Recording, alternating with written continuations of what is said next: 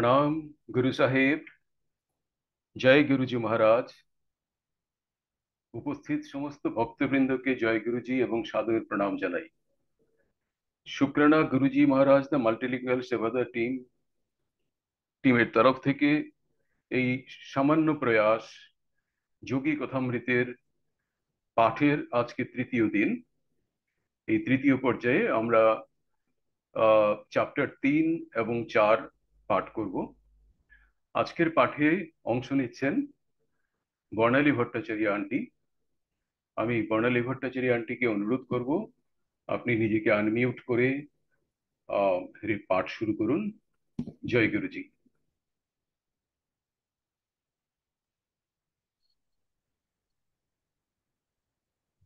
Joy Guruji. Can I audible? Yes aunty. Uncle? Yes. Okay. জয় গুরুজি। উপস্থিত সকল সঙ্গতকে জয় গুরুজি। গুরুজির চরণে অনন্ত কোটি প্রণাম। আজ আমি গুরুজির আজ্ঞাতে যৌগিক কথামৃত বইটি পাঠের সেবার সুযোগ পেয়েছি। পাঠের উচ্চারণে ভুল ত্রুটি হলে আমাকে ক্ষমা করবে। তৃতীয় পরিচ্ছেদ, দুই দেহধারী সাধু। পিতাকে একদিন জিজ্ঞাসা করলাম, আচ্ছা বাবা, আমি যদি বিনা জবরদস্তিতে বাড়ি ফেরার কথা দিই, তাহলে কি একবার কাশি বেরিয়ে আসতে পারি? পিতা অবশ্য আমার দেশভ্রমণের আকাঙ্ক্ষাকে কখনো বাধা দিতেন না। ছোটবেলা থেকেই তিনি আমায় নানা শহর, তীর্থস্থান প্রভৃতি বেড়াতে যাবার অনুমতি দিতেন। প্রায় 2-4 জন বন্ধুও আমার সঙ্গে যেত। পিটারই দেওয়া প্রথম শ্রেণীর রেল পাশে আমরা আরামে বেড়াতাম। পিতা রেলের একজন উচ্চ পদস্থ কর্মচারী হওয়াতে আমাদের পরিবারে ভ্রমণ বিলাসীদের খুবই সুবিধা হয়েছিল। পিতা আমার অনুরোধ যথোচিত বিবেচনা করে দেখবেন বলে অঙ্গীকার করলেন। তার পরের দিন তিনি আমাকে ডেকে বেরিলি থেকে কাশি যাতায়াতের একখানি পাস, কিছু টাকা আর 2খানি চিঠি দিয়ে বললেন, কাশিতে গিয়ে আমার বন্ধু কেদারনাথ বাবুকে একটি কাজের কথা বলতে হবে। দুর্ভাগ্যক্রমে আমি তার ঠিকানাটা হারিয়ে ফেলেছি, কিন্তু আমার মনে হয় আমাদের দুজনেরই বন্ধু স্বামী প্রণমানন্দের মারফতে তুমি এই চিঠিখানা তার কাছে পৌঁছে দিতে পারো। স্বামীজি আমার গুরু ভাই, খুব উচ্চকোটির আধ্যাত্মিক অবস্থা লাভ করেছেন। তার সঙ্গ লাভ করে তোমার উপকারী হবে। আর এই দ্বিতীয় চিঠিখানি হচ্ছে তোমার পরিচয়পত্র। তারপর পিতা একটু হাসি হাসি চোখে বললেন, কিন্তু মনে থাকে যেন বাড়ির থেকে তোমার আর পলানো যাবে না, বুঝলে? 12 বৎসর বয়সের প্রবল উৎসাহ নিয়ে আমি বেরিয়ে পড়লাম।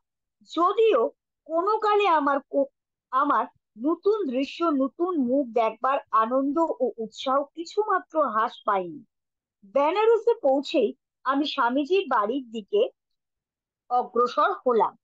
সামনের দরজা খোলাই ছিল। সেখান দিয়ে তেতলার একটি লম্বা হলঘরের মতো ঘরে গিয়ে প্রবেশ করলাম। দেখলাম কিঞ্চিৎ স্থূলাকায় কটিবাস পরিহিত স্বামীজি কৃষ্ণদুচ্চ এক চৌকির ওপর পদ্মাসনে উপবিষ্ট। তার মস্তক আর বলি রেখাহীন মুখমণ্ডল বেশ পরিষ্কার ভাবে কামানো। দিব্য হাসি তার ওষ্ঠপ্রান্তে খেলা করছে। আমার অনধিকার প্রবেশের সংকোচ দূর করবার জন্য তিনি চিরপরিচিতের মতো আমায় সাদর অভ্যর্থনা করে বললেন, বাবা আনন্দ। শিশুসুলভ স্বরে তার আন্তরিক স্নেহ ভাষণ। নতজানু হয়ে তার পাদস্পর্শ করে প্রণামান্তে জিজ্ঞাসা করলাম, আপনি কি স্বামী প্রণমানন্দজি? তিনি মাথা নেড়ে বললেন, হ্যাঁ। তারপর পকেট থেকে পিতার চিঠিখানা বার করবার পূর্বেই তিনি বললেন, তুমি তো ভগবতী বাবুর ছেলে। অত্যন্ত আশ্চর্য হয়ে তাকে আমার পরিচয়পত্রটি দিলাম, যদিও তা এখন তা তখন একেবারেই নিরর্থক বলে বোধ হলো। স্বামীজি তার অতীন্দ্রিয় দর্শন শক্তির সাহায্যে আমাকে পুনরায় আশ্চর্যান্বিত করে বললেন, দাঁড়াও, কেদারনাথ বাবুকে তোমার জন্য খুঁজে বার করছি। তারপর চিঠিখানার দিকে একটিবার মাত্র দৃষ্টিপাত করে পিতার বিষয় কয়েকবার পিঠি ভরে উল্লেখ করে বললেন, জানো, এখন আমি দুটি পেনশন ভোগ করছি। একটা তোমার বাবার সুপারিশে, যার জন্য এককালে আমি রেল অফিসে চাকরি পেয়েছিলাম, আর একটি বিশ্বেশ্বরের কৃপায়, যার জন্য আমি সচেতনে এই পার্থিব জীবনের কর্তব্য সকল ঠিকভাবে শেষ করতে পেরেছি।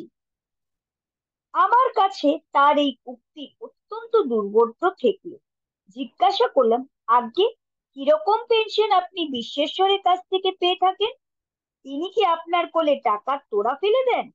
শুনে তিনি হেসে উঠে বললেন, আমার পেনশন মানে সুগভীর শান্তি, আমার বহু বছরের গভীর ধ্যান সাধনার পুরস্কার।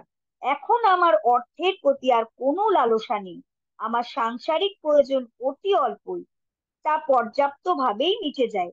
এখন নয়, পরে তুমি দ্বিতীয় পেনশনের মানে বুঝতে পারবে। হঠাৎ কথাবার্তা বন্ধ করে দিয়ে স্বামীজি গম্ভীর ও নিষ্পন্দ হয়ে পড়লেন। একটা গুরু রহস্যময় ভাব যেন তাকে ঘিরে ধরলো। প্রথমে তার চোখ দুটি অত্যন্ত উজ্জ্বল হয়ে উঠল, যেন দূরে আগ্রহদীপক কোনো কিছু দেখছেন।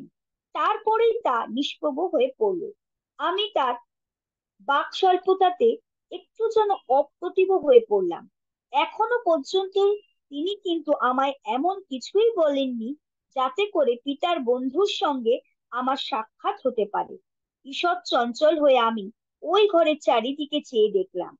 ঘরে আমরা দুজন ছাড়া আর কেউই নেই। আমার অলস দৃষ্টি তক্তপোশের নিচে তার খড়ম চূড়ার ওপর গিয়ে নিবদ্ধ হলো। বললেন, ছোট মহাশয়, কিচ্ছু ভেবো না। তুমি যাকে দেখতে চাও তিনি আধ ঘন্টার মধ্যেই তোমার কাছে এসে হাজির হবেন। যোগীবর আমার মনের কথা সব যেন পড়ে নিচ্ছিলেন, যদিও তা সে সময় বিশেষ কিছু কঠিন ছিল না। আবার তিনি এক দুর্গেও নীরবতার মধ্যে মগ্ন হয়ে গেলেন। ঘড়িতে দেখলাম তখন আধ ঘন্টাটক মাত্র কেটেছে। স্বামীজি জেগে উঠে বললেন, কেদারনাথ বাবু বুঝি দরজার কাছে এলেন। সিঁড়ি দিয়ে কেউ যেন উপরে উঠে আসছে শুনতে পেলাম। একটা অদ্ভুত অবিশ্বাসের ভাব হঠাৎ মনের মধ্যে উদিত হলো। বিক্ষিপ্ত চিন্তা সকল মনের মধ্যে বিশৃঙ্খল ভাবে ধাবিত হতে লাগলো। ভাবলাম, লোক না পাঠিয়ে পিতার বন্ধুকে এখানে কেমন করে ডেকে আনা সম্ভব হলো? আমার আসার পর স্বামীজি তো আমি ছাড়া আর কাউকে কোনো কথাই বলেননি। কিছু না বলে সেই ঘর ছেড়ে সিঁড়ি বেয়ে নেমে এলাম। মাঝপথে এক ক্ষীণ দেহ গৌরবর্ণ মধ্যমাকৃতি ভদ্রলোকের সঙ্গে দেখা হলো। দেখে বোধ হলো অতি দ্রুত বেগেই তিনি আসছেন। আপনি কে কেদার বাবু?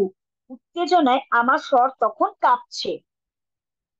তিনি সস্নেহে হেসে বললেন, হ্যাঁ, তুমি বুঝি ভগবতী বাবুর ছেলে? আমার সঙ্গে দেখা করবার জন্য এখানে অপেক্ষা করছো? আগে হ্যাঁ, কিন্তু মশাই, আপনি এখানে এলেন কি করে? তার রহস্যময় উপস্থিতিতে আমি একেবারে হতবুদ্ধি হয়ে গিয়েছিলাম। তিনি তখন বলতে লাগলেন, আজ দেখছি যা ঘটছে সবই অদ্ভুত। ঘন্টা খানেকও হয়নি, গঙ্গায় সবে মাত্র স্নানটি সেরে উঠেছি, এমন সময় স্বামী প্রণবানন্দজি আমার কাছে গিয়ে উপস্থিত। আমি তো কল্পনাই করতে পারিনি আমি যে তখন সেখানে থাকবো, তা তিনি জানলেন কেমন করে? প্রণবানন্দজি বললেন, ভগবতী বাবুর ছেলে তোমার জন্য আমার ঘরে অপেক্ষা করছে, সঙ্গে আসবে নাকি? আমি সানন্দে রাজি হলাম। হাত ধরাধরি করে চলছি, থরম পায়ে, কিন্তু স্বামীজি আমায় অবাক করে এগিয়ে চললেন, যদিও পায়ে আমার তখন এই মজবুত জুতো জোড়াটি পরা।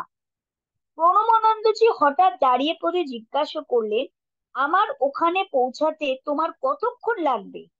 প্রায় আধ ঘন্টা। আমার এখন একটু কাজ আছে, বলে তিনি একটি রহস্যময় দৃষ্টি নিক্ষেপ করে বললেন, তোমায় ফেলেই আমার এখন এগোতে হবে। তুমি আমার বাড়িতে এসো, সেখানে ভগবতী বাবুর ছেলে আর আমি তোমার জন্য অপেক্ষা করব। আমি কোনো আপত্তি তোলবার আগেই তিনি তাড়াতাড়ি আমাকে ছাড়িয়ে গিয়ে ভিড়ের মধ্যে একেবারে অদৃশ্য হয়ে গেলেন। আমি তারপর এখানে যত শিগগিরই সম্ভব চলে এসেছি। এই কৈফিয়তে আমি তো আরো হতবুদ্ধি হয়ে গেলাম। জিজ্ঞাসা করলাম, তিনি স্বামীজিকে কতদিন ধরে চেনেন? বললেন, গেল বছর বার কতক দেখা হয়েছিল মাত্র, সম্প্রতি নয়। যাই হোক, স্নানের ঘাটে তাকে আজ আবার দেখতে পেয়ে ভারী আনন্দ হলো। শুনে বললাম, আমি তো নিজের কানকে বিশ্বাসই করতে পারছি না। আমার কি মাথা খারাপ হয়ে যাচ্ছে? আপনি কি তাকে স্বপ্নে দেখেছিলেন নাকি সত্যি সত্যিই তাকে চাক্ষুষ করেছিলেন? তার হাত ধরেছিলেন বা পায়ের শব্দ শুনতে পেয়েছিলেন? তিনি এবার রেগে উঠে বললেন, তুমি কি বলতে চাইছো তা বুঝতে পারছি না। তোমার কাছে মিথ্যে বলছি না, তা জেনো। আর এও কি তুমি বুঝতে পারছো না যে একমাত্র স্বামীজি মারফত না হলে আমি কি কখনো জানতে পারতাম যে তুমি আমার জন্য এখানে অপেক্ষা করছো? কি আশ্চর্য! উনি মানে স্বামী প্রণবানন্দজি কিন্তু আমার এখানে ঘন্টা খানেক আগে আসার পর থেকে এক মুহূর্তের জন্যও কোথাও নড়েননি বা আমার চোখের আড়ালও হননি। বলে তো আমি সব ব্যাপারটা এবং স্বামীজির সঙ্গে আমার যাবতীয় কথাবার্তা তাকে জানালাম। তিনি চক্ষু বিস্ফারিত করে বললেন, হ্যাঁ, আমার কি এই মর্তে বাস করছি না স্বপ্ন দেখছি? জীবনে এমন অলৌকিক ঘটনা দেখবো বলে তো কখনোই কল্পনা করিনি। ভেবেছিলাম স্বামীজি নিতান্তই একজন সাধারণ গোছের মানুষ মাত্র। এখন দেখতে পাচ্ছি যে তিনি অন্য একটি স্বতন্ত্র দেহ ধারণ করতে আর তা দিয়ে কাজও করতে পারেন। দুজনে আমরা স্বামীজির ঘরে প্রবেশ করলাম। কেদারনাথ বাবু তক্তপোশের তলায় খড়ম জোড়াটির দিকে আঙ্গুলি নির্দেশ করলেন। তারপর ফিসফিস করে বললেন, দেখো দেখো, ওই খড়ম জোড়াটাই পরে তিনি ঘাটে গিয়েছিলেন। আর এখন ওকে যেমন দেখছি ঠিক অমনি একটি কৌপিন তার পরা ছিল। কেদারনাথ বাবু তার সামনে এসে প্রণাম করতেই তিনি একটু হেয়ালি হাসি হেসে আমায় বললেন, তোমাদের এতে অবাক হয়ে যাবার কি আছে বলো তো? সত্যিকারী যোগীদের কাছে প্রত্যক্ষ আর অপ্রত্যক্ষ জগতের মধ্যে সূক্ষ্ম ঐক্যের সম্বন্ধ কিছু মাত্র লোকানো থাকে না। আমি এখান থেকে মুহূর্তের মধ্যে সুদূর কলকাতায় গিয়ে আমার শিষ্যদের সঙ্গে দেখা সাক্ষাৎ করে কথাবার্তা বলে আসতে পারি, আর তারাও তেমন একইভাবে সব রকম জড় বাধা অতিক্রমণ করতে পারে। সম্ভবত স্বামীজি আমার নবীন হৃদয়ে আধ্যাত্মিক উদ্দীপনা জাগিয়ে তোলবার জন্যেই তার যোগ বলে দূরদর্শন আর দূরশ্রবণের শক্তির বিষয়ে অনুগ্রহ করে প্রকাশ করে বলেছিলেন। কিন্তু উৎসাহবোধের পরিবর্তে আমার ভক্তির সঙ্গে ভয়েরও সঞ্চার হলো। যেহেতু আমার ভাগ্যে লেখা ছিল যে আমার ঈশ্বর লাভের সাধনায় সহায় হবেন এক বিশেষ গুরু, শ্রী যুক্তেশ্বর গিরিজি মহারাজ, যার দর্শন লাভ আমার তখনও ঘটেনি, সেই হেতু প্রণবানন্দজিকে গুরু রূপে বরণ করতে আমার তখন মনে কোনরূপ ইচ্ছার উদয় হয়নি। আমি সন্দিগ্ধ নয়নে তার দিকে চেয়ে দেখতে লাগলাম আর ভাবলাম, সত্যি সত্যি তিনি স্বয়ং নাকি তার প্রতিরূপ আমার সামনে রয়েছে। স্বামীজি তার মর্মস্পর্শী দৃষ্টিতে আমার দিকে দেখে আর তার গুরুর বিষয়ে উদ্দীপনাময়ী বিবরণ দিয়ে আমার অস্বস্তি দূর করবার চেষ্টায় বললেন, লাহিড়ী মহাশয়ের চেয়ে উত্তম যোগী আমি আর দেখিনি। তিনি নরদেহে মা দেবতা। ভাবলাম, শিষ্য যদি এক ইচ্ছা মাত্র একটি স্বতন্ত্র রক্ত মাংসের দেহ ধারণ করতে পারে, তবে তার গুরুর কাছে অলৌকিক ব্যাপারে সত্যিই কি কোনো সীমা পরিসীমা থাকতে পারে? তিনি বলতে লাগলেন, গুরুর কৃপা যে কি অমূল্য তা আর তোমায় কি বলবো। তার অন্য একটি শিষ্যের সঙ্গে রোজ রাতে আমি ধ্যানে বসতাম। ধ্যান চলতো 8 ঘন্টা ধরে। দিনের বেলায় রেল অফিসে আমরা কাজ করতাম। কেরানির কাজে আমার অসুবিধা হয় দেখে আমি সব সময় চাই ভগৎ ভগবত চিন্তায় অতিবাহিত করব বলে মনস্থ করলাম। 8 বছর ধরে খুব অধ্যবসায়ের সঙ্গে অর্ধেক রাত পর্যন্ত ধ্যান করতাম। ফল পেলাম অদ্ভুত। বিরাট আধ্যাত্মিক অনুভূতিতে মন উদ্ভাসিত হয়ে উঠল। তবুও সেই অখণ্ড সচ্চিদানন্দ আর আমার মাঝখানে বরাবরই একটি ছোট্ট আড়াল রয়ে গেল। এমনকি অতি মানবিক চেষ্টার পরও দেখলাম যে সাযুজ্য লাভ আর আমার অদৃষ্ট ঘটে ঘটে উঠল না।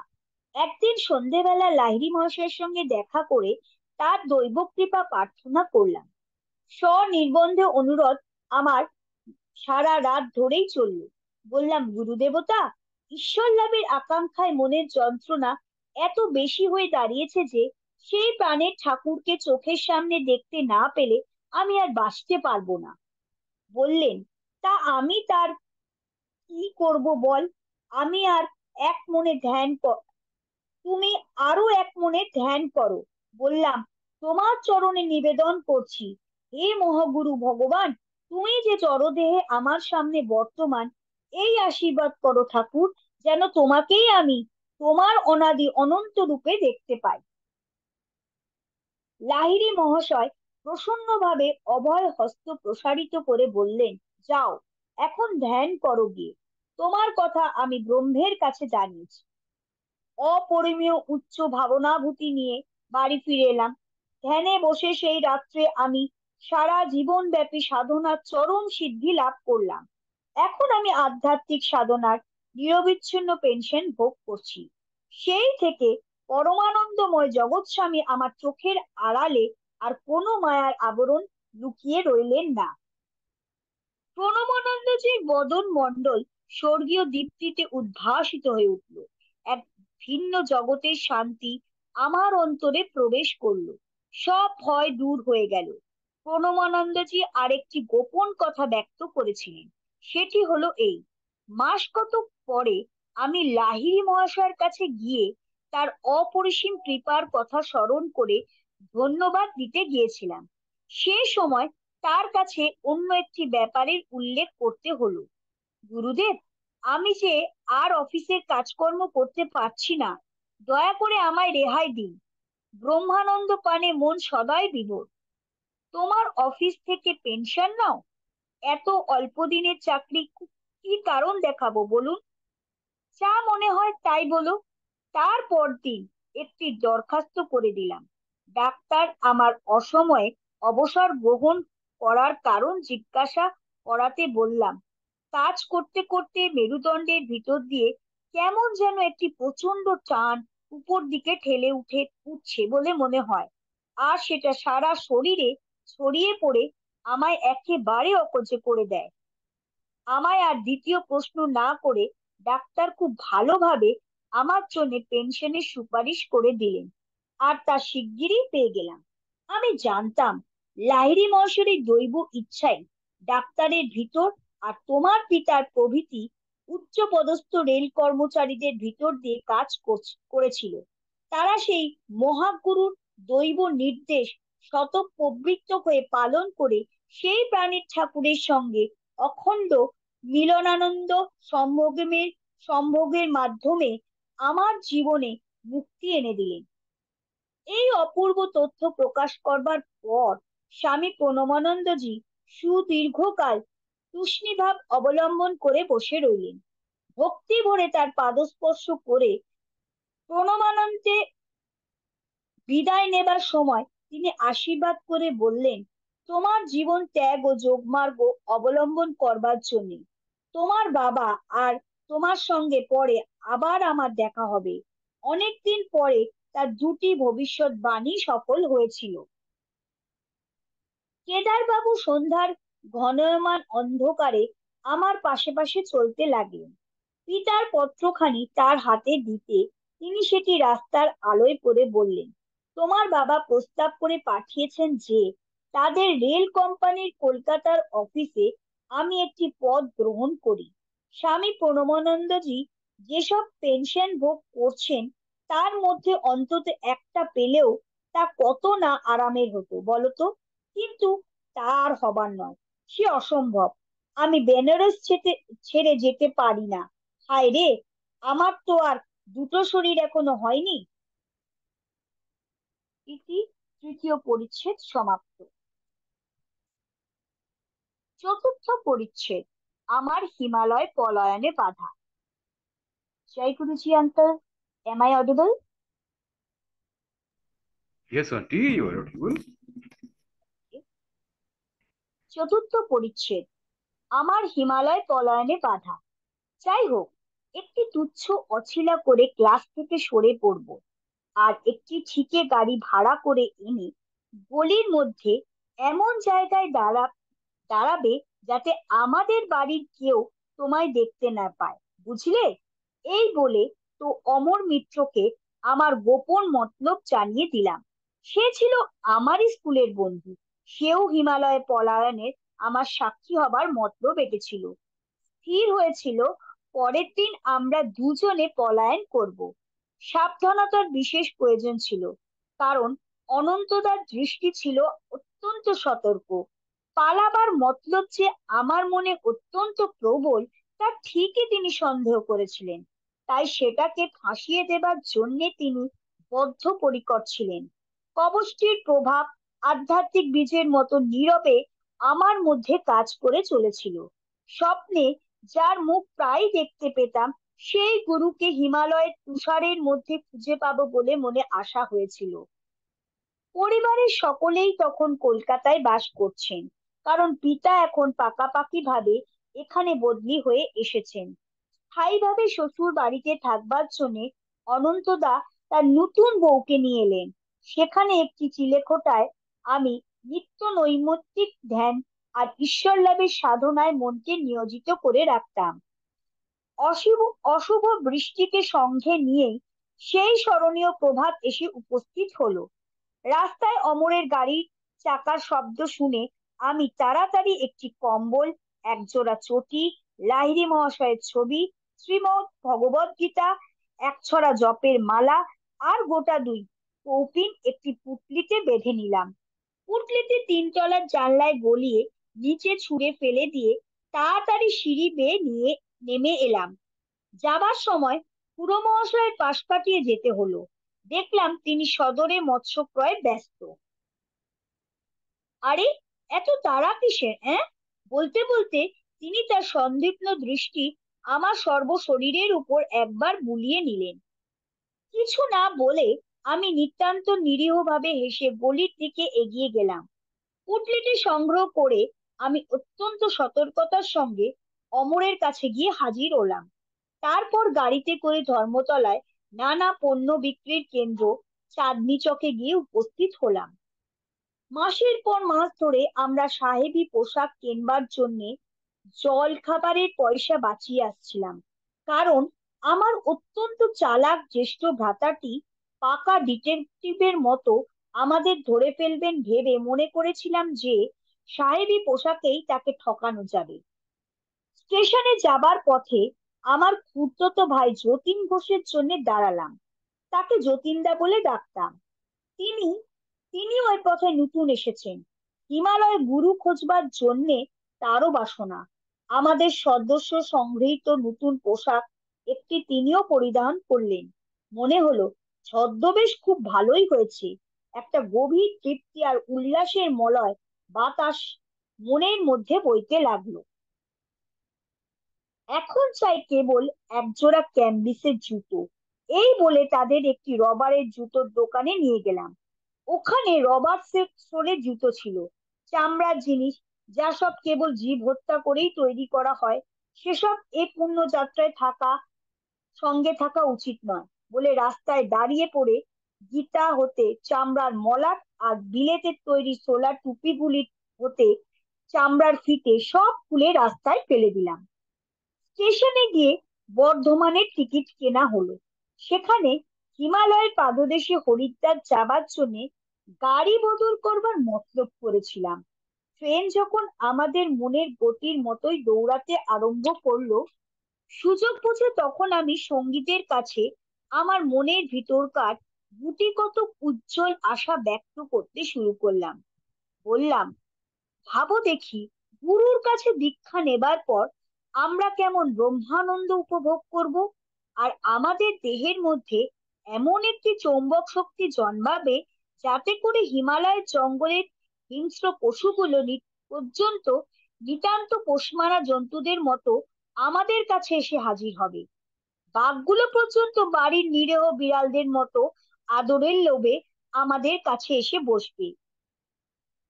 এই রকম মন্তব্যে বাস্তব ও রূপকের একটি লোভনীয় আশার মনোরম চিত্র অঙ্কনে অমরের মুখ একটি উৎসাহব্যঞ্জক হাসি ফুটে উঠল।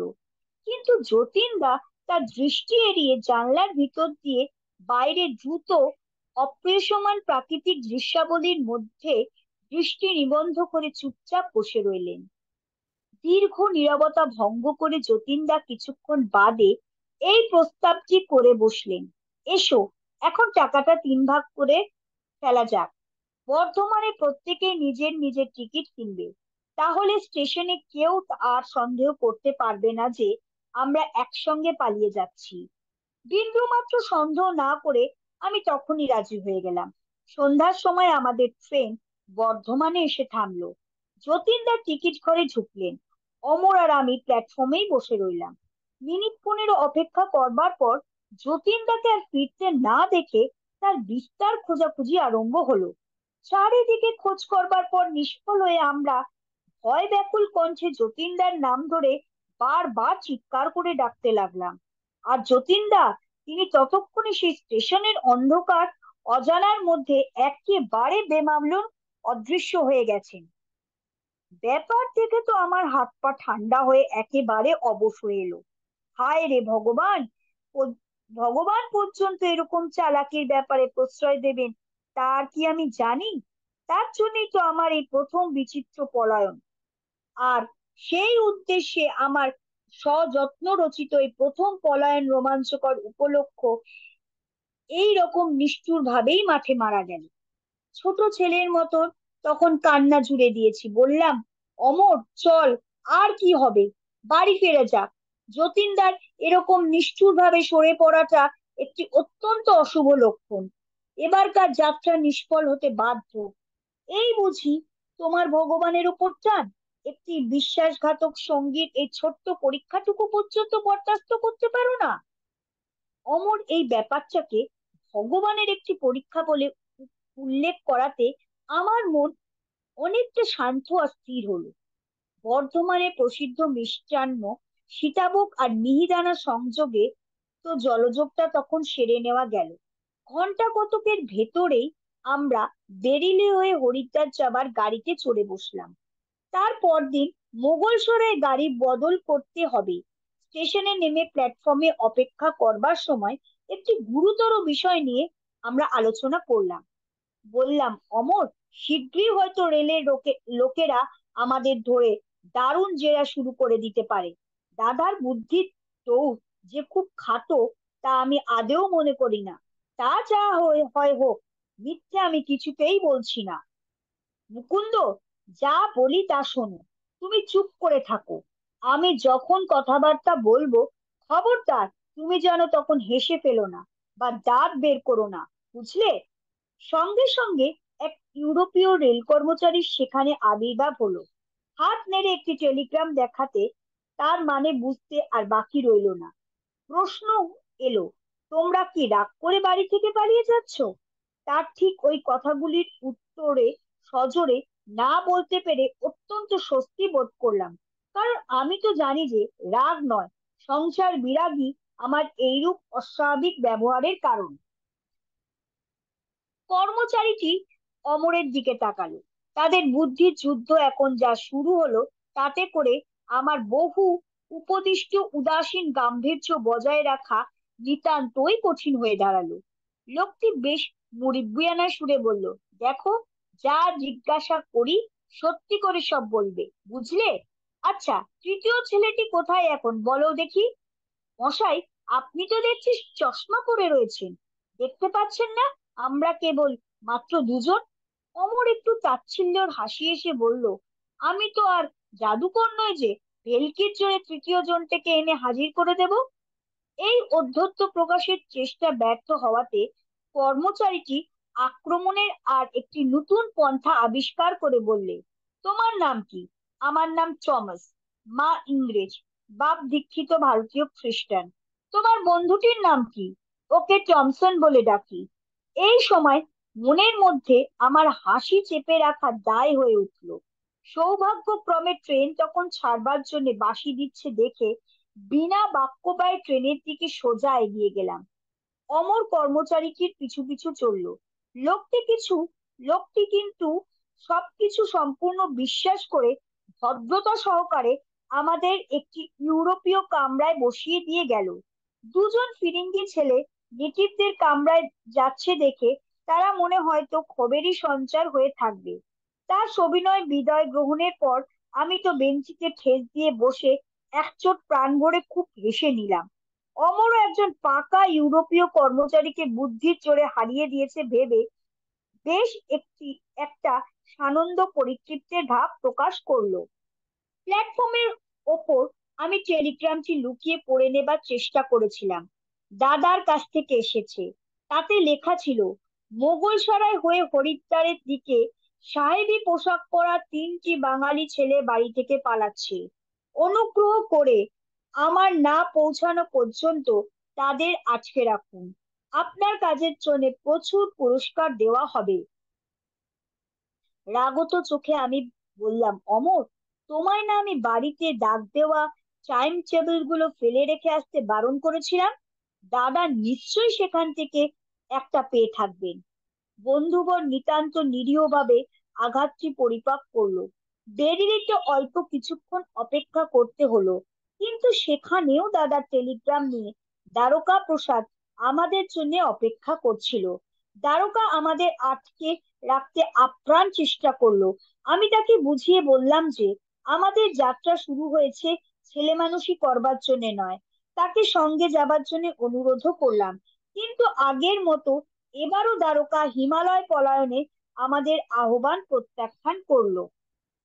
সেই রাত্রে একটি স্টেশনে গাড়ি তখন দাঁড়িয়ে, তক আর আমি আধ ঘুমে। একজন রেল কর্মচারী অমরকে জাগিয়ে তুলে নানা প্রশ্ন করতে আরম্ভ করলো। সেও টমাস টমসনের বর্ণসংকরের ভাওতায় পড়ে ঠকে গেল। ট্রেনটি বিজয় গর্বে আমাদের বহন করে হরিদ্বার গিয়ে পৌঁছালো ভোরবেলায়। আমাদের সাদর আহ্বান জানাবার জন্যেই যেন দূরে উত্তঙ্গ পর্বতমালা আত্মপ্রকাশ করলো। স্টেশনে হতে তাড়াতাড়ি বেরিয়ে পড়েই আমরা শহরের স্বচ্ছন্দ বিহারী জনতার মধ্যে মিশে গেলাম। তারপর আমাদের প্রথম কাজ হলো দেশি পোশাক পরে ফেলা, কেননা অনন্তদা কোনো রকমে আমাদের সাহেবি পোশাকে ছদ্মবেশের ব্যাপারটা ধরে ফেলেছিল। ধরা পড়বার একটি ভারী অমঙ্গল আশঙ্কায় মনটা কিন্তু বরাবর ভারী হয়ে রইল। অবিলম্বে হরিদ্বার পরিত্যাগ করে যুক্তিযুক্ত হয়ে হব ভেবে আমরা আরো উত্তরে যোগী ঋষি পদরজপুত ঋষিকেশে যাবার জন্য টিকিট কিনে ফেললাম। আমি ইতিমধ্যে ট্রেনে চড়ে বসেছি, আর অমর প্ল্যাটফর্মের উপর ঘুরে বেড়াচ্ছে। একটি পুলিশের চিৎকার হঠাৎ সে দাঁড়িয়ে পড়লো। অবাঞ্ছিত আইনরক্ষক সেই পুলিশ কর্মচারীটি আমাদের সটান থানাতে সঙ্গে করে নিয়ে গিয়ে টাকা কড়ি আর সঙ্গে সবকিছু কেড়ে নিয়ে নিজের কাছে রাখলেন। অত্যন্ত বিনয় সহকারে তিনি জানালেন যে তার দায়িত্ব হচ্ছে আমার বড় দাদা সেখানে না পৌঁছানো পর্যন্ত আমাদের আটকে রাখা। এই পলাতক দুটি কিশোরের গম্যস্থল হিমালয় শুনে তিনি তখন এক অদ্ভুত কাহিনী শোনাতে বসলেন। তোমরা দেখছি যে সাধু সন্ন্যাসীদের জন্য একেবারে পাগল হয়ে উঠেছো। তবে একটি ব্যাপার বলি শোনো, এই সবে মাত্র কালকে আমি যাকে দেখেছি তার চেয়ে বড় সাধু আর তোমরা কোথাও দেখতে পাবে না, বুঝলে? আমার এক সহকর্মী আর আমি মাত্র দিন পাঁচেক আগে তার দর্শন পাই। এক খুনি আসামিকে পাকড়াবার জন্য গঙ্গার ধারে খুব কড়া নজর রেখে আমরা পাহারা দিয়ে ঘুরে বেড়াচ্ছিলাম। আমাদের উপর হুকুম ছিল জ্যান্ত কি মরা যেমনই হোক তাকে ধরবার জন্যে। লোকটা তীর্থযাত্রীদের মধ্যে চুরি করবার উদ্দেশ্যে সাধুর ছদ্মবেশে ঘুরে বেড়াচ্ছে, কেবল এইটুকু মাত্র জানা ছিল। আমাদের ঠিক সামনেই অল্প দূরে একজনকে দেখা গেল, সেই আসামির বর্ণনার সঙ্গে যার মেলে। চিৎকার করে তাকে দাঁড়াতে বললাম। লোকটি কিন্তু আমাদের থামবার হুকুম না মেনেই হন হন করে চলতে লাগলো। আমরা তাকে পাকড়াবার জন্য দৌড়াতে শুরু করলাম। ধরতে না পেরে তার পিছন দিক দিয়ে প্রচন্ড জোরে তার উপর কুড়ুলের এক কোপ বসিয়ে দিলাম। ব্যাস, লোকটার ডান হাতটি তার ধর হতে প্রায় সম্পূর্ণ বিচ্ছিন্ন হয়ে গেল। কিছু মাত্র চিৎকার বা সেই ভীষণভাবে কাটা হাতের উপর দৃকপাত না করে ওই অজানা লোকটি আশ্চর্যভাবে তাড়াতাড়ি চলতে লাগলো। আসামি ভেগে যায় দেখে লাফিয়ে গিয়ে তার সামনেই দাঁড়াতে অত্যন্ত নিরীহ আর শান্তভাবে সে বলল, তোমরা যে খুনিকে খুঁজছো আমি সে লোক নই। আমি এক দেবপ্রতিম সাধুর অঙ্গচ্ছেদ করে ফেলেছি দেখে অন্তরে গভীর মর্মন্তুদ যন্ত্রণা অনুভব করতে লাগলাম। সঙ্গে সঙ্গে তার চরণ তলে দণ্ডবৎ হয়ে পড়ে তার কাছে কাতর স্বরে ক্ষমা ভিক্ষা চাইতে লাগলাম। আর তার ফিনকি দিয়ে পড়া রক্ত বন্ধ করবার জন্য পাগড়ির কাপড় খানিকটা ছিঁড়ে নিয়ে ক্ষতস্থানটি বাঁধতে গেলাম। সাধুটি তখন অত্যন্ত স্নেহকোমল স্বরে বলল, বেটা, দেখছি যে তোমরা একটি সত্যি সত্যি ভুল হয়ে গেছে। তা যাক, তুমি যাও, মনে কিছু ক্ষোভ করো না। মা জগদম্বায় আমায় দেখেছেন। তারপর তিনি ঝুলে পড়া সেই হাতটি কাটা জায়গার উপর বসিয়ে দিতেই আশ্চর্য, সেটা একবারে বেমালুম জুড়ে গেল, আর সঙ্গে সঙ্গে রক্ত পড়াও বন্ধ হয়ে গেল। সাধুটি বললেন, 3 দিন বাদে ওই গাছতলায় আমার কাছে এসো, দেখবে আমি একদম সেরে গেছি। তাহলে তোমায় আর কোনো রকম অনুশোচনা করতে হবে না। গতকাল আমি আর আমার সেই সহকর্মীটি অত্যন্ত ব্যাকুল ভাবে ওই নির্দিষ্ট স্থানটিতে গিয়ে উপস্থিত হলাম। সাধুটি সেখানে বসেছিলেন, হাতটি বাড়িয়ে আমাদের দেখতে দিলেন। তাতে কোনো রকম কাটা বা আঘাতের চিহ্ন পর্যন্ত নেই। তারপর তিনি আমাদের আশীর্বাদ করে বললেন, এবার আমি ঋষিকেশ হয়ে হিমালয়ের কোনো নির্জন স্থানে চলে যাব। বলেই তাড়াতাড়ি তিনি প্রস্থান করলেন। আমি নিশ্চয় করে জেনেছি যে তার পূর্ণ প্রভাবে আমার জীবন উন্নত হয়ে গেছে। আন্তরিক ভক্তি ভরে এই কথাগুলি বলে তিনি তার কাহিনী শেষ করলেন। এটা ঠিকই যে এই অভিজ্ঞতা প্রকৃতই তার মনের গভীরতার স্তর আলোড়িত করে তুলেছিল। চিত্তাকর্ষক ভঙ্গিতে তিনি সংবাদপত্রে প্রকাশিত সেই অলৌকিক ব্যাপারের একটি কাটিং আমার হাতে দিলেন। সংবাদপত্রে লোমহর্ষক ব্যাপারের বর্ণনা সাধারণত যেমন বিকৃত রূপে প্রকাশিত হয়, হায় রে, ভারতবর্ষেও এর অভাব নেই। সংবাদদাতারা এই বিবরণটিও সেই রকম কিঞ্চিত অতিরঞ্জিত হয়েই প্রকাশিত হয়েছিল। বিবরণ ছিল, সাধুটির মস্তক ধর হতে প্রায় বিচ্ছিন্ন হয়ে গিয়েছিল। অমর আর আমি সেই পরম যোগী, যিনি তার উৎপীড়ককেও মহাপুরুষের যীশুখ্রিস্টের মতো ক্ষমা করতে পারেন, দর্শন লাভে বঞ্চিত হয়ে অত্যন্ত দুঃখ ও ক্ষোভ প্রকাশ করতে লাগলাম। গত 200 বৎসর ধরে ঐহিক বিষয়ে দরিদ্র হয়ে পড়লেও ভারতবর্ষে এখনো পারিত্রিক সম্পদের অফুরন্ত ভান্ডার আছে। সংসারে এইসব পুলিশ কর্মচারীর মতো বিষয়মুখী লোকেরাও পর্যন্ত এখনো মাঝে মাঝে পথের ধারে আধ্যাত্মিক জগতের গগনচুম্বী বিরাট ব্যক্তিত্বের দর্শন পেয়ে থাকেন। এই অপূর্ব কাহিনীটি শুনিয়ে আমাদের সময় কাটানোর একঘেয়েমি দূর করবার জন্য আমরা পুলিশ কর্মচারীটিকে আন্তরিক ধন্যবাদ জানালাম। খুব সম্ভবত তিনি বোঝাতে চাইছিলেন যে তিনি আমাদের চেয়ে বেশি ভাগ্যবান। বিনা আয়াসেই তিনি এক পরম জ্ঞানী শ্রেষ্ঠ সাধুর দর্শন লাভ করতে পেরেছেন। আর অন্যদিকে আজ আমাদের ব্যাকুল অনুসন্ধান শেষ হয়েছে কোনো সদ্গুরু পদাশ্রয়ে নয়, নিতান্তই স্থূল এক পুলিশ চৌকিতে। হিমালয় এত কাছে, অথচ আটকে থাকায় আজ তা থেকে আমরা কত দূরে। অমরকে জানালাম, মুক্তি লাভের জন্য মনে এখন দ্বিগুণ জোর এসে গিয়েছে। উৎসাহসূচক হাসির সঙ্গে বললাম, দেখো, সুযোগ পেলেই এবার সরে পড়বো, কি বলো? আর পুণ্যতীর্থ ঋষিকেশে আমরা পায়ে হেঁটেই যেতে পারবো। আমার সঙ্গীটি কিন্তু আমাদের কাছ হতে অর্থবল অপসারিত হতে দেখে নিতান্ত নিরুৎসাহিত হয়ে পড়েছিল। বলল, যদি আজ আমরা এই বিপজ্জনক জঙ্গলের দেশে যাত্রা শুরু করি, তাহলে আমরা সাধু সন্ন্যাসীদের আস্তানায় না পৌঁছাবো একবারে শতাং বাঘের পেটের মধ্যে। অনন্তদা আর অমরের দাদা 3 দিন বাদে এসে পৌঁছালেন। অমর তো মুক্তির আনন্দে কলকণ্ঠে তার দাদাকে অভ্যর্থনা করলো। আর আমার কিন্তু মতলব চললো না। আমার কাছ থেকে দারুণ ভর্ৎসনা ছাড়া অনন্তদার আর কিছুই লাভ হলো না। তোমার মনে যে কি হচ্ছে তা আমি বুঝতে পারছি। দাদা সান্ত্বনা কোমল স্বরে বলতে লাগলেন, তুমি একটিবার শুধু কাশিতে চলো। সেখানে আমার সঙ্গে গেলে তোমার একটি সত্যিকারের সাধুর দর্শন লাভ হবে। তারপর কলকাতায় গিয়ে দিন কতকের জন্য বাবাকে দেখে আসবে। মনে মনে তিনি বড়ই কষ্ট পাচ্ছেন। তারপর না হয় আবার এখানে এসে গুরু অন্বেষণ শুরু করে দিও। আমাদের কথাবার্তার মাঝখানে অমর এই সময় প্রবেশ করে বলল যে আমার সঙ্গে হরিদ্বারে ফেরবার তার আর কোনোই ইচ্ছা নেই। পারিবারিক স্নেহরসের মধুর উষ্ণতা সে তখন অত্যন্ত পরিতৃপ্তির সঙ্গে উপভোগ করছিল।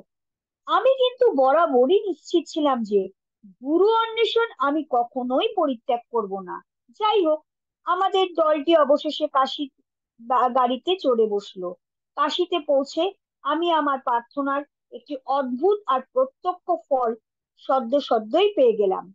অনন্তদার একটি অতি সচতুর ব্যবস্থা আগে থেকেই ঠিক করা ছিল। হরিদ্বারে এসে আমাকে পাকড়াবার আগেই তিনি কাশীতে নেমে জনৈক শাস্ত্রজ্ঞ পণ্ডিতের সঙ্গে আমার দেখা করবার ব্যবস্থা করে এসেছিলেন। পণ্ডিত প্রবর এবং তস্যপুত্র আমাকে সন্ন্যাসীর পথ হতে নিবৃত্তি করবার জন্য চেষ্টার নাকি প্রতিশ্রুতিও দিয়েছিলেন। যাক, অনন্তদাতা আমাকে তাদের বাড়িতে নিয়ে গিয়ে হাজির করলেন। পুত্রটি অল্প বয়সী আর কিঞ্চিত উচ্ছ্বাস প্রবণ।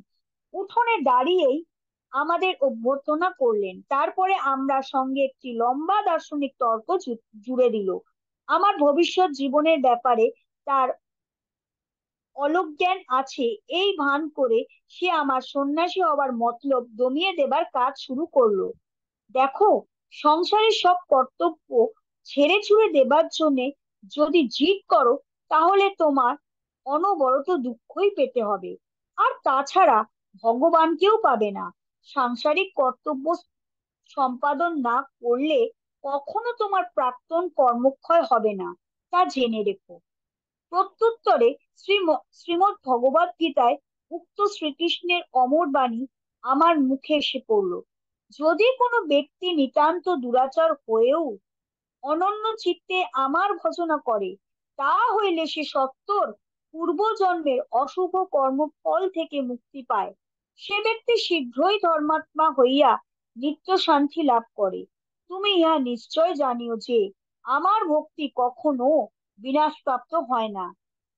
তবে সেই যুবকটির দৃঢ় ভবিষ্যৎবাণী আমার বিশ্বাসের মূল কিঞ্চিত শিথিল করে দিয়েছিল। অন্তরে অসীম ব্যাকুলতা নিয়ে আমি নীরবে ভগবানের কাছে প্রার্থনা জানাতে লাগলাম, দয়াময়, আমার মনের সকল সংশয় ছিন্ন করো, সব দ্বিধাদ্বন্দ্ব দূর করে এখানে এখনই উত্তর দাও যে তোমার ইচ্ছা কি, সন্ন্যাস জীবন যাপন করব না সংসারে প্রবেশ করব।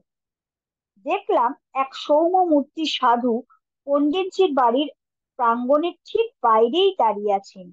তিনি সেই স্বয়ং সিদ্ধ ভ- ভবিষ্যদ্বক্তা। আর আমার মধ্যে উচ্চৈঃস্বরে যেসব কথাবার্তা চলছিল তা বোধহয় শুনতে পেয়েছিলেন, কারণ অপরিচিত হলেও তিনি আমাকে তার কাছে ডাকলেন। দেখলাম তার প্রশান্ত নয়নদ্বয় হতে এক প্রচন্ড শক্তি নির্গত হচ্ছে।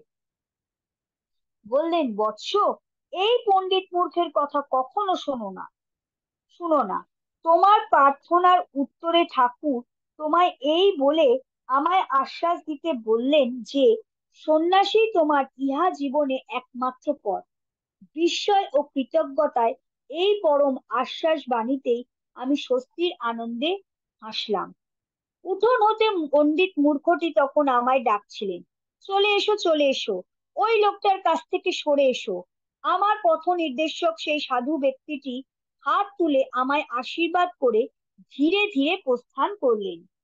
পক্ককেশ পণ্ডিত প্রভু তখন এই চমৎকার মন্তব্যটি করলেন যে ওই সাধুটি তোমার মতোই মাথা পাগল। তিনি ও তার পুত্র রত্নটি তখন আমার দিকে সখেদে তাকাচ্ছিলেন। বললেন, শুনেছি ওই সাধুটিও ঈশ্বর লাভে বৃথায় ঘর ছেড়ে বেরিয়েছে ঈশ্বর লাভের জন্য। আমি ফিরে চললাম। অনন্তদাকে বললাম, আমি আর এদের সঙ্গে কোনো বৃথা তর্ক করতে চাই না। এবার চলুন বাড়ি যাওয়া যাক। নিরুৎসাহ দাদাও তৎক্ষণাৎ ফিরতে রাজি হয়ে গেলেন এবং আমারও শীঘ্রই কলকাতার ট্রেনে চড়ে বসলাম আমরাও শীঘ্রই কলকাতার ট্রেনে চড়ে বসলাম। বাড়ি ফিরবার সময় কিন্তু আমার অদম্য কৌতূহল আর চেপে রাখতে না পেরে জিজ্ঞাসা করে বসলাম, ডিটেকটিভ মহাশয়, কি করে জানলে যে আমি দুজন সঙ্গীর সঙ্গে পালিয়েছি? দুষ্টু হাসি হেসে দাদা বললেন, তোমাদের স্কুলে গিয়ে দেখলাম অমর ক্লাস থেকে বেরিয়ে আর বাড়ি ফেরেনি। আর তার পরদিন সকালে তাদের বাড়িতে গিয়ে একটা ডাক দেওয়া টাইম টেবিল আবিষ্কার করলাম। অমরের বাবা সেই সময় গাড়ি করে বেরোচ্ছিলেন আর সখেদে কোচম্যানকে বলছিলেন, ছেলেটা আজ আর আমার সঙ্গে গাড়ি করে স্কুলে যাবে না, সে বাড়ি থেকে পালিয়েছে। কোচম্যানটি তখন বলল, শুনুন বাবু, আমাদের দলের একটি গাড়োয়ানের কাছ থেকে শুনলাম যে সাহেবি পোশাক পরা আপনার ছেলে এবং আরো তার দুটি বন্ধুতে মিলে হাওড়া স্টেশনে গিয়ে গাড়িতে চড়েছে। যাবার সময় তাদের চামড়ার জুতোগুলি কিন্তু তারা গাড়োয়ানটাকে বকশিস দিয়ে গেছে। এতে করে আমি তিনটে সূত্র পেলাম, টাইম টেবিল, তোমাদের তিন মূর্তি, আর সাহেবি পোশাক। অনন্তদার রহস্য উদ্ঘাটন আমি মিশ্রিত অমোদ আমোদ আর বিরক্তির সঙ্গে শুনছিলাম। বুঝলাম গাড়োয়ানের প্রতি আমাদের বদান্যতা কিঞ্চিত অপাত্রে ন্যস্ত হয়েছে। অবশ্যই অমর টাইম টেবিল যে সব শহরের নামের তলায় ডাক দিয়েছিল সেই সব জায়গায় স্টেশন মাস্টারদের কাছ থেকে টেলিগ্রাম করতে ছুটলাম। বেইলির গায়ে ডাক দেওয়া ছিল, কাজেই সেখানে তোমার বন্ধু দ্বারকাকে তার করলাম। কলকাতাতে আমাদের আত্মীয় স্বজনদের মধ্যে খোঁজ খবর নিয়ে জানলাম যে খুড়তুতো ভাই যতীনদা এক রাত্রি অনুপস্থিত, কিন্তু তার পরদিন সকালবেলায় সাহেবি পোশাকে বাড়িতে এসে হাজির হয়েছে। তাকে খুঁজে বার করে আমি তাকে বাড়িতে খাবার নেমন্তন্ন করলাম। আমার বন্ধুত্বপূর্ণ ব্যবহারে সম্পূর্ণ নিঃসঙ্গে চিত্তে সে নেমন্তন্ন এলো। রাস্তায় কোনো রকম সন্দেহ না জাগিয়ে আমি তাকে থানায় নিয়ে গিয়ে তুললাম। গোড়া থেকেই জনকতক ভয়ঙ্কর গোছের চেহারার পুলিশের লোক আমি বেছে রেখে এসেছিলাম। তারা তাকে নিয়ে ঘরে ঘিরে বসলো। তাদের ভীষণ চাউনি দেখে যতীনদা ভড়কে গিয়ে তার রহস্যজনক আচরণের কৈফিয়ত দিতে রাজি হলো।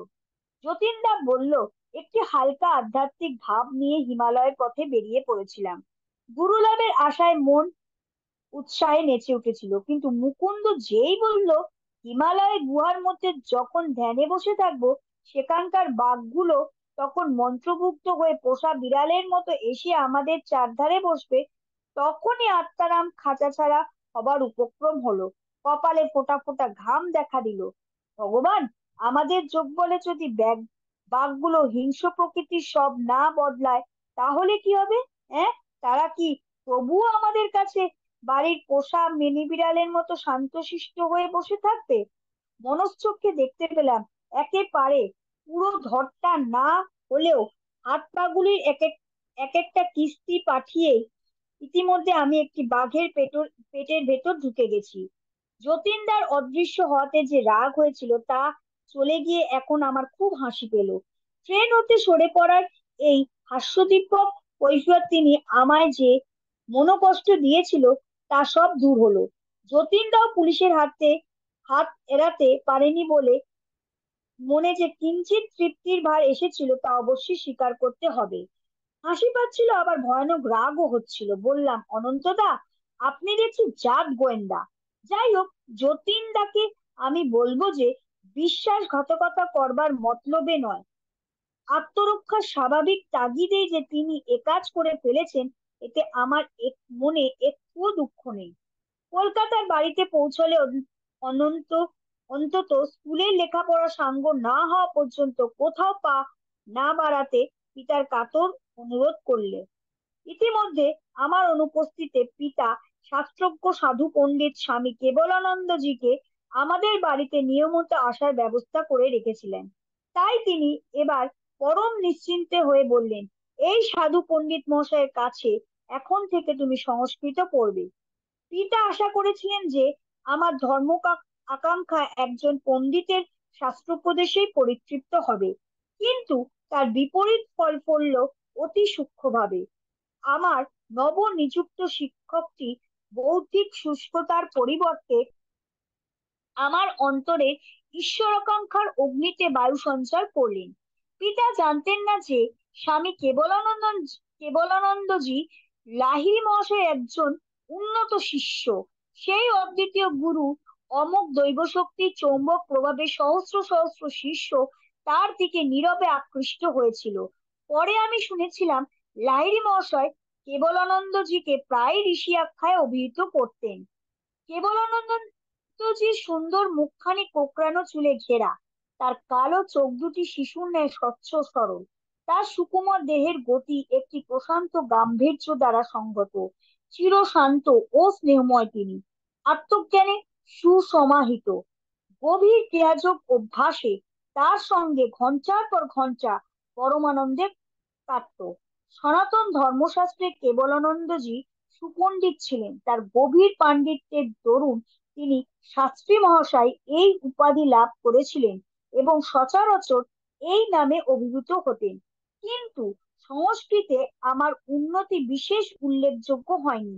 আমি সর্বদাই সুযোগ খুঁজতাম কি করে নিরস ব্যাকরণের হাত এড়িয়ে যোগ আর লাহিড়ী মহাশয়ের আলোচনা শুরু করা যায়।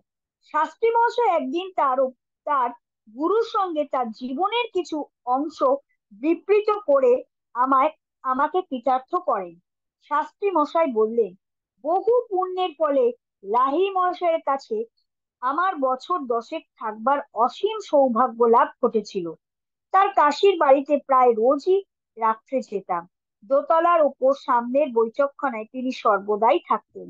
একটি কাঠের চৌকির ওপর পদ্মাসনে বসে থাকতেন, আর শিষ্যবর্গ মালার মতো অর্ধবৃত্তাকারে চার ধারে বসত। তার উজ্জ্বল চোখ দুটি স্বর্গীয় আনন্দে উদ্ভাসিত। অর্ধ নিমীলিত সেই দুটি চোখ অন্তরে সুদূর প্রসারী দৃষ্টিমণ্ডলের ভেতর দিয়ে শাশ্বত আনন্দময় রাজ্যে গিয়ে নিবদ্ধ হয়ে থাকতো। কদাচিৎ তিনি বেশি কথা বলতেন। তার মধুমাখা প্রাণারাম কথাগুলি বলার সময় জ্যোতিপ্রপাতের মতো ঝরতে শুরু হতো। গুরুদেবের দৃষ্টিপাতে মনের মধ্যে এক অপূর্ব শান্তি ফুটে উঠল, যেন একটি অনন্ত পদ্মের ভিতর থেকে তার অবর্ণনীয় অমৃত নিঃসন্দি আনন্দ সৌরভ আমার সকল সত্তার উপর পরিপূর্ণভাবে ব্যক্ত হলো।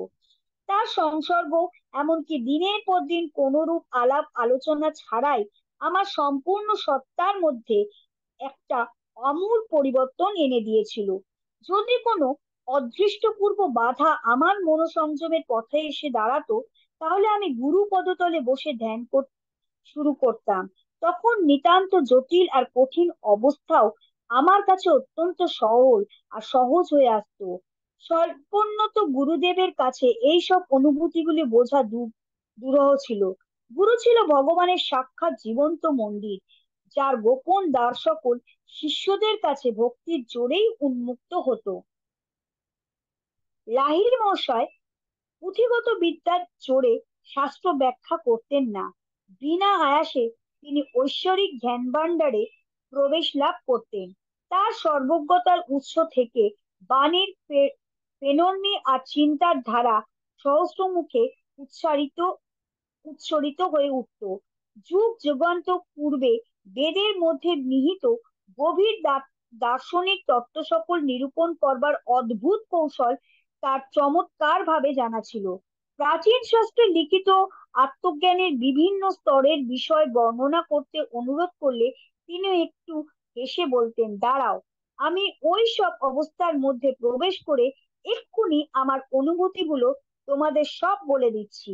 তিনি ছিলেন সেই সব গুরুদের সম্পূর্ণ বিপরীত, যারা কেবলমাত্র শাস্ত্র মুখস্থ করে অনুলোপ অনুপলব্ধ বিষয়গুলির অজীর্ণোদ্গারই করতে পারতেন, তার বেশি কিছু নয়। নিকটস্থ কোনো শিষ্যকে সেই স্বল্পভাষী গুরু প্রায় এই উপদেশ দিতেন, শ্লোকগুলির মানে তোমার কাছে যেমন বোধ হয় তেমনি ভাবেই তাদের ব্যাখ্যা করো। আমি তোমার চিন্তা পরিচালিত করব, যাতে করে তোমার ব্যাখ্যা নির্ভুল হয়। এমনি করেই লাহিড়ী মহাশয় বহু অনুভূতিলব্ধ বিষয় তার নানা শিষ্যদের বহুল ব্যাখ্যা সমেত লিপিবদ্ধ হয়েছিল। গুরুদেব কখনো অন্ধবিশ্বাসের উপদেশ দিতেন না। তিনি বলতেন, কথাগুলি কেবল খোলস মাত্র। ধ্যানেতে নিজ আনন্দ বোধ রূপে ঈশ্বর উপলব্ধির প্রমাণ গ্রহণ করো।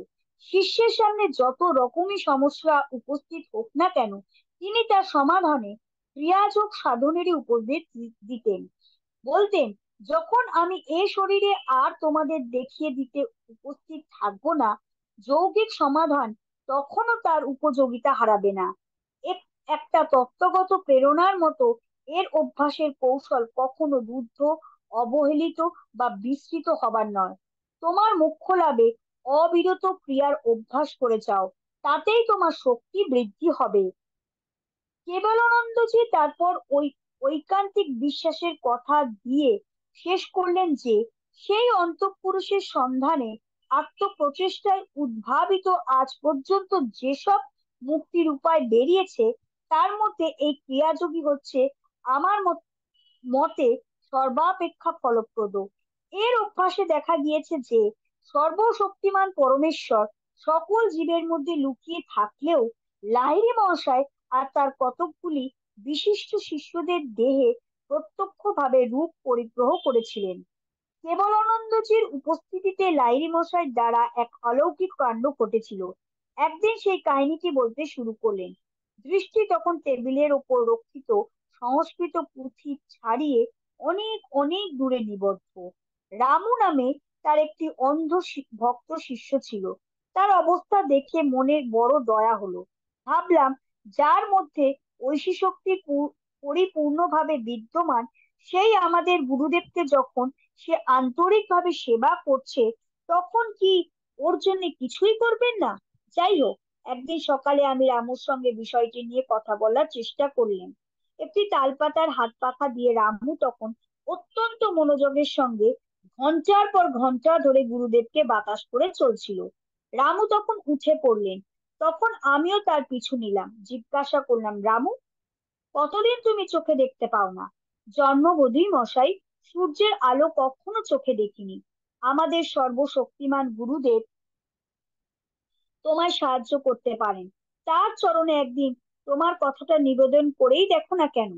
তার পরের দিন রামু খানিক উত্তেজিত করে লাহিড়ী মহাশয়ের কাছে উপস্থিত হলো বটে, কিন্তু তার আধ্যাত্মিক ঐশ্বর্যের সঙ্গে সামান্য দেহ সম্পদও ভিক্ষা করতে রামু যেন একটু লজ্জিত হয়েই বলল, গুরুদেব, সারা জগতের আলো যোগান যিনি, তিনি তো আপনার ভেতরেও রয়েছেন।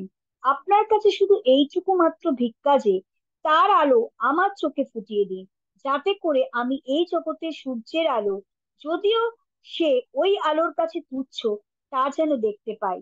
গুরুদেব বললেন, রামু, এসব কথা তোমায় কে বলেছে? আমাকে ফ্যাসাতে ফেলবার জন্য কিচ্ছু না জেনে তোমাকে কেউ এসব কথা বলেছে? আমার তো রোগ সারাবার কোনো ক্ষমতাই নেই।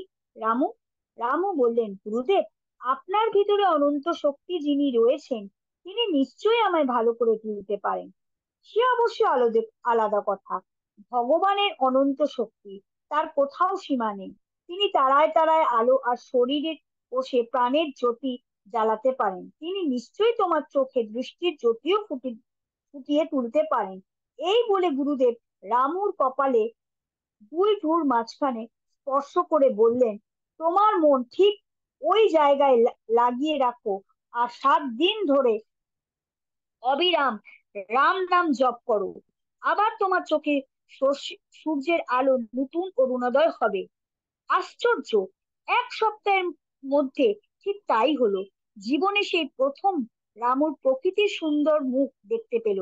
সর্বদর্শী গুরু শিষ্যকে নির্ভুল ভাবে রাম নাম জপ করতে বলেছিলেন, যার চেয়ে প্রিয় আর কোনো নাম তার কাছে ছিল না। রামুর মনের জমিতে ভক্তির চাষ দেওয়া ছিল, যাতে গুরুদত্ত রোগ নিরাময়ের মহা বীজ পড়ে অচিরেই তা অঙ্কুরিত হয়ে উঠল। মুহূর্তে চুপ করে থেকে কেবলানন্দজি পুনরায় গুরু প্রসঙ্গ শুরু করলেন। লাহিড়ী মহাশয় যা কিছু অলৌকিক ব্যাপার ঘটতো, তাতে তিনি নিজের কৃতিত্ব দাবি করতে কখনো কোনো অহংকারের প্রশ্রয় দিতেন না। তার আত্মনিবেদনের পরকাষ্ঠায় তিনি রোগ নিরাময়ের সেই আদ্যা শক্তিকেই নিজের মধ্যে দিয়ে অবাধে পরিচালিত করতে পারতেন। সংখ্যাতীত সংখ্যাতীত মানব দেহ, যা লাহিড়ী মহাশয় ঐশী শক্তির দ্বারা চমকপ্রদভাবে আরোগ্য লাভ করেছিল, শেষ পর্যন্ত অবশ্যই তাদের চিতায় আগুনে পুড়েই ছাই হয়ে ছাই হয়ে হতে হয়েছে। কিন্তু যে নীরব আধ্যাত্মিক জাগরণ তিনি সাধিত করেছিলেন, যেসব খ্রিস্টতুল্য শিষ্য তিনি তৈরি করেছিলেন, তারাই হচ্ছেন তার বিনশ্বর কীর্তি। সংস্কৃত বিদ্যায় আমার পণ্ডিত হওয়া কখনো ঘটে ওঠেনি, কিন্তু আধ্যাত্মিক বিদ্যায় কেবলানন্দজি আমায় আরো উচ্চতর ঐশ্বরিক পদ্ধতিতে শিক্ষাদান করেছিলেন। ইতি অধ্যায় চতুর্থ সমাপ্ত। জয় গুরুজি। জয় গুরুজি। বর্ণালী আন্টি, অনেক অনেক ধন্যবাদ দুটো জয় চ্যাপ্টার গুরুজি। খুব সুন্দরভাবে পাঠ করার জন্যে। আহ, বিশ্বনাথ আঙ্কেল জয়েন করেছেন। যদিও এই দুটো চ্যাপ্টারের মধ্যে বিশেষভাবে গল্পই আছে, কিন্তু গল্পের মধ্য দিয়েও আহ আধ্যাত্মবোধের বীজগুলো লক্ষ্য করা যায়। সেই সম্পর্কে যদি বিশ্বনাথ আঙ্কেল কিছু বলেন, আমি বিশ্বনাথ আঙ্কেলকে অনুরোধ করব। জয় গুরুজি। জয় গুরুজি। আহ এখানে আধ্যাত্মবোধের দু- কিছু অংশ আছে। এক হচ্ছে লাহিড়ী মহাশয় যে ক্রিয়ার কথা বলছেন, সেটা হচ্ছে সেই যোগ সাধনা, যোগ পদ্ধতি, যাকে লাহিড়ী মহাশয় ক্রিয়া বলতেন। এবং সেই যোগ পদ্ধতির শক্তি অপরিসীম। আহ, যে ক্রিয়া করলে সর্ববিপদ থেকে, সর্ব জিনিস থেকে রক্ষা করে। আহ এটা হচ্ছে একটা। আর 2 নম্বর হচ্ছে যে স্বামী প্রণবানন্দ যার উল্লেখ করা হয়েছে, আহ এই প্রণবানন্দজি কিন্তু ক্রিয়াযোগী ছিলেন। আহ স্বামী প্রণবানন্দ ভারত সেবাশ্রম সঙ্গে সঙ্গে এনাকে কনফিউজ করবেন না, উনি আলাদা, ইনি আলাদা। সাধারণত সবাই স্বামী প্রণবানন্দ বললে ভারত সেবাশ্রমে প্রণবানন্দজিকে মনে করেন। তিনি সেই প্রণবানন্দজি নয়, ইনি লাহিড়ী মহাশয়ের শিষ্য স্বামী প্রণবানন্দ গিরি। ইনি যোগে খুব উন্নত ছিলেন। একসঙ্গে যোগ বলে দুই স্থানে বিচরণ করতে পারতেন। এই ব্যাপারে একটি রিসার্চ হয়েছিল, কি করে সম্ভব। ইতালিতে আহ যে সায়েন্টিস্টের নাম আছে তলার ফুটনোটে, ওনার নামে গুগল করবেন, এটা ওয়াল স্ট্রিট জার্নালে 1934 সালে বেরিয়েছিল। সরি, নিউ ইয়র্ক টাইমসে 1934 সালে বেরিয়েছিল। তো দেয়ালের সামনে একজনকে দাঁড় করিয়ে শরীরের কিছু অংশ, আহ আমি ওখানে লেখা আছে ওনার নামটা, যে ইটালিয়ান সায়েন্টিস্ট, কিছু কিছু মানে পয়েন্ট উনি স্পর্শ করেছিলেন টিপে দেওয়াতে। উম, তাতে যে দেওয়ালের ওপারে যা যা আছে, সেটাকে সে তার নাম ছিল গিসেফ ক্যালিগ্রিস। গিসেফ ক্যালিগ্রিসের নামে গুগল করলে পাবেন। এই এক্সপেরিমেন্টটা হচ্ছে যে আহ, একটা দেওয়ালের সামনে একজন মানুষ দাঁড়িয়ে আছে, এবং দেওয়ালের পিছনে অন্য একটা ঘর, মাঝখানে কংক্রিট দেওয়াল, এবং সে ওই দেওয়ালের পিছনে কি কি হচ্ছে এবং কি কি আছে পুরো বর্ণনা করে দিয়েছেন। তার মানে হচ্ছে যে আমাদের স্নায়ু এবং যোগ বলে মন দেওয়ালকেও ভেদ করে অন্যদিকে গিয়ে বলতে পারে। তো সেই এক্সপেরিমেন্টটা হয়েছিল 1934 সালে। যোগে তো সেরকম কিছুই করা হয় যোগ পদ্ধতিতে, যাতে মন আরো ওয়াইডার ভিশন পায়, এবং দেওয়াল এবং কোনো বাধাই সে মনের কাছে থাকে না। তো তো এইটা কিছু আধ্যাত্মিক এগুলো আছে। তাছাড়া কারোর কোনো প্রশ্ন থাকলে নিশ্চয়ই আমি যথাসাধ্য উত্তর দেওয়ার চেষ্টা করব। জয় গুরু।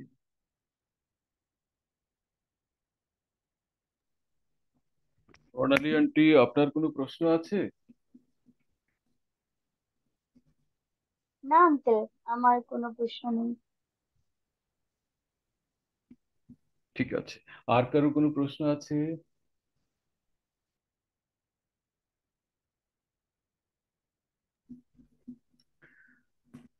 ওকে আঙ্কেল, মনে হচ্ছে এই পর্যায়ে আর কারো কোনো প্রশ্ন নেই। আহ, আমি শুধু একটা বিষয় উল্লেখ করতে চাই, আমার মনে এলো ব্যাপারটা। আহ, তৃতীয় অধ্যায়ে যখন পড়া হচ্ছিল দুই দেহধারী সাধু, তো আমরা গুরুজির সৎসঙ্গগুলোতে আহ, যারা এগুলো প্রত্যক্ষ করেছেন তাদের থেকে যেভাবে শুনতে পেয়েছি, আমরা জানতে পেরেছি গুরুজিও ঠিক একই ভাবে একই সময়ে দু তিন জায়গাতে উপস্থিত থাকতেন। আমার চিন্তা অনেক ভালো হয়তো বিশ্বনাথ আঙ্কেল বলতে পারবেন। একবার আহ, আহ, জলন্ধর মন্দিরে কেউ ফোন করে জিজ্ঞেস করছিলেন, হয়তো জলন্ধর মন্দিরের কথাই বলছি, আমি ভুলে গেলাম, যে আমরা গুরুজির স্মেল পাচ্ছি, গুরুজি তো আমাদের এখানেই আছেন, তো তোমাদের এখানেও কি স্মেল আসছে নাকি, এরকম করে একটা প্রশ্ন করা হয়েছিল। তো ওখানে বলছে না, গুরুজি তো আমাদের এখানে বসে আছেন। ওয়ারেজ যিনি ফোন করেছেন গুরুজি নাকি ওখানেই বসেছিলেন। তার মানে এই ঘটনা থেকে পরিষ্কার বোঝা যাচ্ছে যে গুরুজি একই সময়ে দুটো জায়গাতে উপস্থিত ছিলেন। তো যোগের যে বিশাল ক্ষমতা, তার উল্লেখ ওই দুই দেহধারী সাধু বাবার মধ্যে দিয়ে পাওয়া যায়, যেটা এই পাঠের শুরুতে আমি বলেছিলাম যে গুরুজি বলে গেছেন এই গ্রন্থ পাঠ করার জন্য, শোনার জন্য, কারণ এতে আমারই কথা আছে। তো সেটা খুব সুন্দরভাবে যেন আমি এই অধ্যায়েও আবার মিল খুঁজে পেলাম।